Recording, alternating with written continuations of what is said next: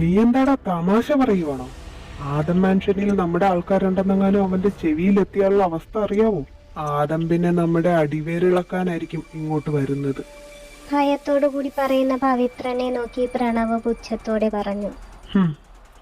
അങ്ങനെയൊന്നും ഒരിക്കലും നടക്കാൻ പോകുന്നില്ല ഏട്ടായി. ഈ പ്രണവിനെ പറ്റി നിങ്ങൾ എന്താ വിചാരിച്ചിരിക്കുന്നത്? ഞാനൊരു പ്ലേ ബോയ് ആണ്, കാര്യമൊക്കെ ശരി. പക്ഷേ കാര്യത്തോടടുത്ത് കഴിഞ്ഞാൽ ഈ പ്രണവിന്റെ തനി സ്വരൂപം നിങ്ങൾ എല്ലാവരും കാണും. ഇപ്പൊ ഞാൻ വിട്ടിരിക്കുന്ന ചെറുക്കൻ ചില്ലറക്കാരനൊന്നുമല്ല, ഹൈലി ട്രെയിൻഡ് ബോയ് ആണ്. ഞാൻ പറഞ്ഞത് അതുപോലെ തന്നെ അനുസരിക്കുന്ന ഒരു പാവക്കുട്ടി. പ്രണവ് പറഞ്ഞതിന്റെ പൊരുൾ മനസ്സിലാവാതെ പവിത്രൻ വാ പൊളിച്ചു നിന്നു. അത് കണ്ടതും പ്രണവ് വീണ്ടും തുടർന്നു. ആദം മാൻഷനിലേക്ക് ഞാൻ അയച്ചിരിക്കുന്ന പയ്യൻ ചെന്നിരിക്കുന്നത് പുതിയ ബോഡി ഗാർഡുകളിൽ ഒരുത്തനായിട്ടാണ്. അവൻ അവിടെ ചെന്ന് മറ്റുള്ളവരുടെ പ്രീതി വാങ്ങിയതിന് ശേഷം മാത്രം നമ്മൾ പറഞ്ഞ കാര്യം മുന്നോട്ട് വെക്കുകയുള്ളൂ, അതായത് ജിയയുടെ മരണം. പ്രണവിന്റെ വാക്കുകൾ ഒരു ഞെട്ടലോടുകൂടിയാണ് പവിത്രൻ കേട്ടത്. എന്നിരുന്നാലും പവിത്രനിലെ സംശയം അടക്കാൻ അവനെ കൊണ്ടായില്ല. എടാ, നമ്മുടെ കൂട്ടത്തിലുള്ള ഒരാളെ സെക്യൂരിറ്റി ഗാർഡായിട്ട് വിടുമ്പോ അതെങ്ങനാ മാൻഷനകത്തുള്ള ജിയെ കൊല്ലുന്നത്? സെക്യൂരിറ്റി ഗാർഡ്സ് എല്ലാം പുറത്തല്ലേ കാവല്? സംശയത്തോടു കൂടിയുള്ള പവിത്രന്റെ ചോദ്യത്തിന് പ്രണവ് മറുപടി നൽകി. ഓ, ഈ ചേട്ടായി നസീറിന്റെ കാലത്തെ ഗുണ്ടകളെയും കൊണ്ട് നടക്കുന്നതുകൊണ്ടാ ചേട്ടായിയുടെ മൂള വളരാത്തത്. ഇപ്പൊ ഹൈടെക് ആണ് ചേട്ടായി, മാറ്റി ചിന്തിക്ക്. നമ്മൾ സെക്യൂരിറ്റി ഗാർഡ്സ് ആയിട്ട് അയച്ചെങ്കിലും അവൻ അവിടെ ചെന്ന് അവരുടെയൊക്കെ ഉള്ളിൽ നല്ലൊരു ഗുഡ് ബോയ് ലിസ്റ്റിലേക്ക് കയറും. അതിനുശേഷം ആ മാൻഷനുള്ളിൽ കയറാനുള്ള സർവ്വ അധികാരവും അവനുണ്ടാകും. ശേഷം മാത്രമേ അവൻ ജിയെ ഇല്ലാതാക്കാൻ ശ്രമിക്കുകയുള്ളൂ. ആദമല്ല, അവൻ്റെ അപ്പന് പോലും ഒരു സംശയവും നിലനിർത്താതെയായിരിക്കും ആ ക്രൈം നമ്മൾ നടപ്പിലാക്കുന്നത്. നമ്മൾ വിട്ട സെക്യൂരിറ്റി ഗാർഡിന് എന്തെങ്കിലും ഒരു പാകപ്പിഴ സംഭവിച്ചാൽ ഉടൻ തന്നെ അവൻ സൂയിസൈഡ് ചെയ്യാനുള്ള പോയിസൺ അവൻ്റെ കയ്യിൽ തന്നെ കരുതിയിട്ടുണ്ട്. സോ ടെൻഷൻ വേണ്ട ചേട്ടായി, ഫ്രീ ആയിരുങ്ക. പ്രണവിന്റെ വാക്കുകൾ പവിത്രനൊരു ആശ്വാസം നൽകിയതുപോലെ അവനൊന്ന് നിശ്വസിച്ചു. ശേഷം പ്രണവിനെ കെട്ടിപ്പിടിച്ചുകൊണ്ട് പറഞ്ഞു, നീയൊരു ലോകപാഴാണെന്നാ അപ്പ എപ്പോഴും പറയാറ്. അതല്ലാന്ന് നീ തന്നെ തെളിയിച്ചു. Good job my dear. പുഞ്ചിരിയോടുകൂടി തന്നെ പ്രണവ് പ്രവീണിനെയും തിരിച്ച് ആലിംഗനം ചെയ്തു. ഇതേ സമയം ആദം മാൻഷനിൽ കുളിച്ച് റെഡിയായി ഡ്രസ്സും ഇട്ട് താഴേക്ക് വരുന്ന ആദം നേരെ എത്തിയത് ഡൈനിങ് ടേബിളിന്റെ മുന്നിലായിരുന്നു. കസേര വലിച്ചിട്ടിരുന്നതിന് ശേഷം ആദം മുന്നിലോട്ട് നോക്കിയതും കാണുന്നത് അവിടെ അടച്ചു വെച്ചിരിക്കുന്ന ഭക്ഷണ പദാർത്ഥങ്ങൾ തന്നെയാണ്. അവൻ രൂക്ഷമായി കിച്ചൺ ഭാഗത്തേക്ക് നോക്കിയതും കാണുന്നത് ടേബിളിൽ ഭക്ഷണം എടുത്തു വെച്ച ശേഷം ആലീസും 2 സ്റ്റാഫുകളും നിരനിരയായി കിച്ചണിന്റെ ഭാഗത്ത് അവനെ തന്നെ നോക്കി നിൽക്കുന്നതാണ്. പ്രതീക്ഷിച്ചയാളെ കാണാതെ വന്നതും അവൻ അവന്റെ കൈമുഷ്ടി ചുരുട്ടി അവന്റെ ദേഷ്യത്തെ നിയന്ത്രിച്ചുകൊണ്ടേയിരുന്നു. ശേഷം പുറകിൽ തിരികെ വെച്ചിരുന്ന ഗൺ അവൻ കൈകൊണ്ട് മുന്നോട്ടെടുത്ത് ടേബിളിന്റെ പുറത്ത് വെച്ചതും അത് കണ്ടിരുന്ന സ്റ്റാഫും ആലീസും ഭയന്നു.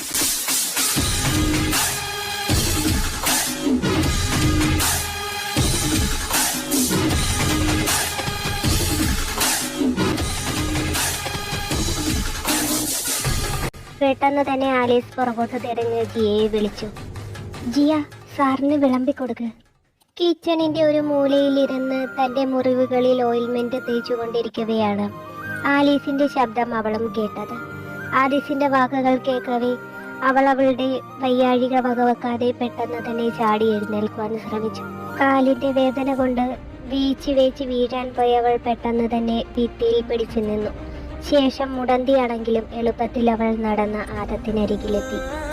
അതീവ ദേഷ്യത്തോടുകൂടി തന്നെ നോക്കിക്കൊണ്ടിരിക്കുന്ന ആദത്തിനെ കണ്ടതും ഭയത്തോടുകൂടി തന്നെ അവൾ കണ്ണുകൾ അവനിൽ നിന്നും മാറ്റാതെ ഒരു പ്ലേറ്റ് എടുത്ത് അവന്റെ മുമ്പിലേക്ക് വെച്ചു.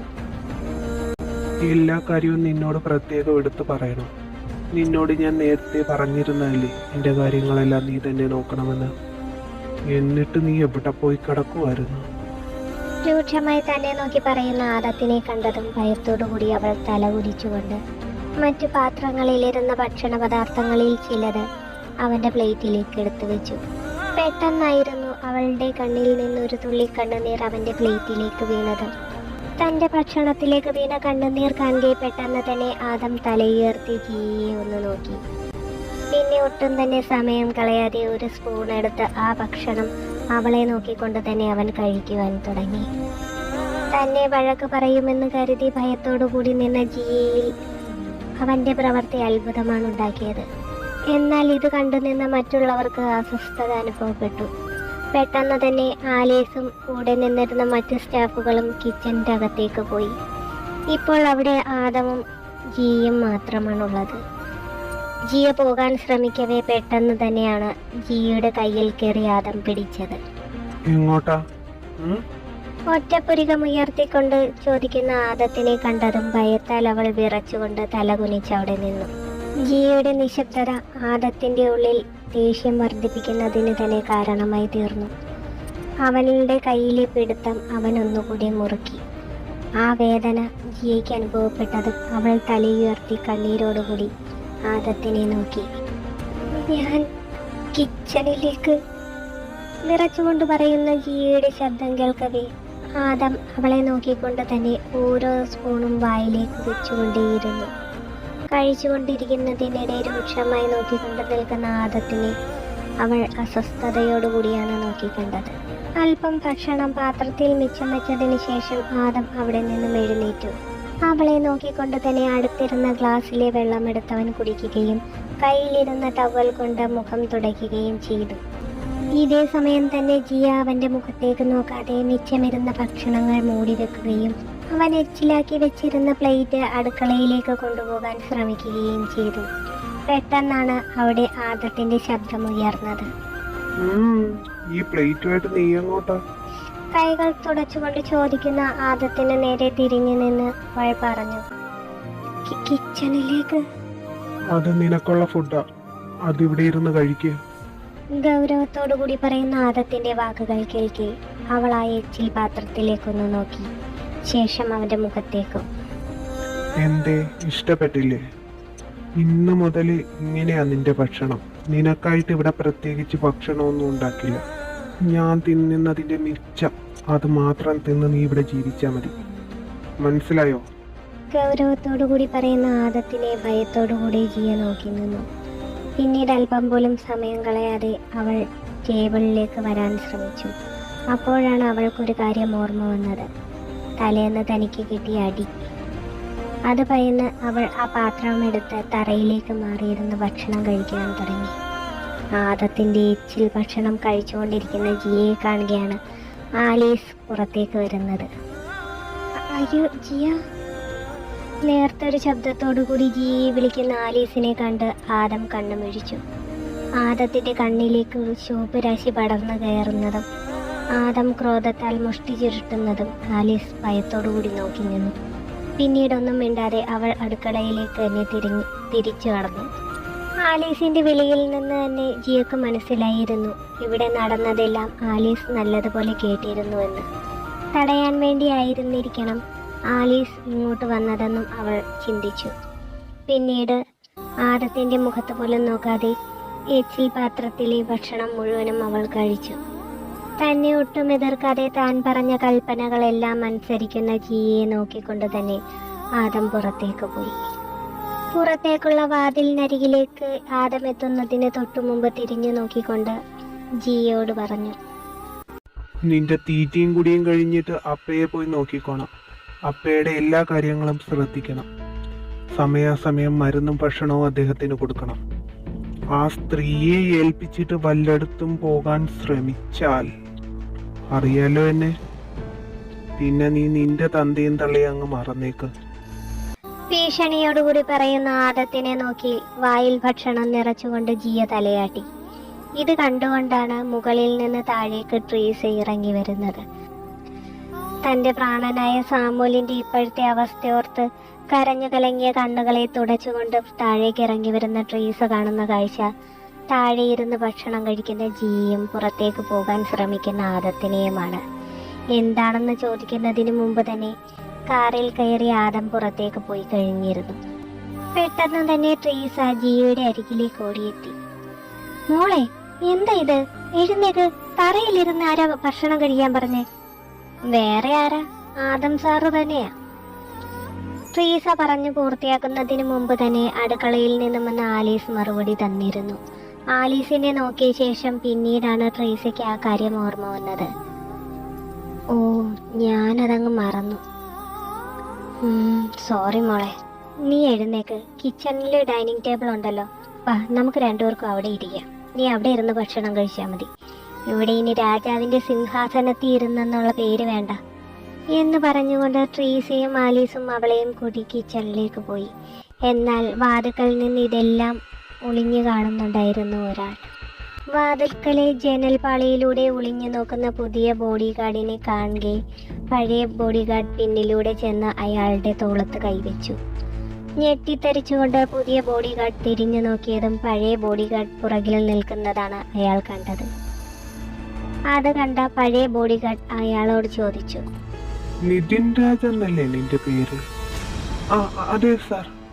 നീ എന്താ ഇവിടെ?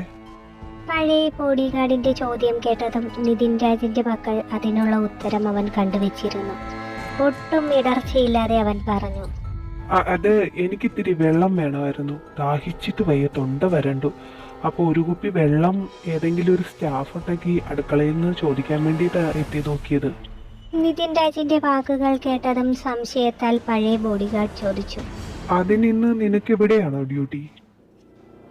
അല്ല, എനിക്കിന്ന് ഡ്യൂട്ടി ഗേറ്റിന്റെ എവിടെയാ. ഗേറ്റിന്റെ എവിടെയോ? അവിടെ ഓൾറെഡി വെള്ളം ഉണ്ടല്ലോ, പിന്നെ എന്തിനാ ഇങ്ങോട്ട് വന്നത്? ആ ഒരു കാര്യം നിതിൻ ഒട്ടും ചിന്തിച്ചിരുന്നതേയില്ല. അവൻ പതറിക്കൊണ്ട് പറഞ്ഞു, വെള്ളമുണ്ട്, പക്ഷെ എനിക്ക് ഇച്ചിരി തണുത്ത വെള്ളം വേണമായിരുന്നു. അപ്പൊ ഇവിടുന്ന് ഫ്രിഡ്ജിൽ നിന്ന് ഇച്ചിരി വെള്ളം വാങ്ങാന്ന് കരുതി.